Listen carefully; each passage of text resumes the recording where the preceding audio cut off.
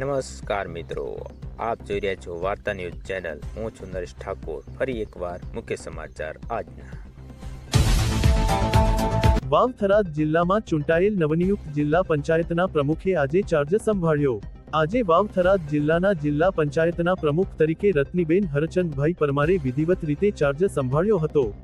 તો બીજી બાજુ થરાદ તાલુકા પ્રમુખ તથા ઉપપ્રમુખને પણ ચાર્જ સોંપવામાં આવ્યો હતો।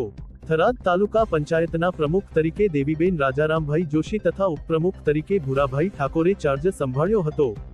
આ કાર્યક્રમમાં જિલ્લા પંચાયતના નવનિયુક્ત પ્રમુખશ્રીઓ, ઉપપ્રમુખશ્રીઓ, દંડકશ્રીઓ તેમજ કારોબારી ચેરમેનશ્રીઓને ઉપસ્થિત લોકોએ પાઘડી અને સાલ વડે સન્માનિત કર્યા હતા। નવા ચૂંટાયેલ સભ્યોને પણ મું મીઠું કરાવી સન્માનિત કરવામાં આવ્યા હતા।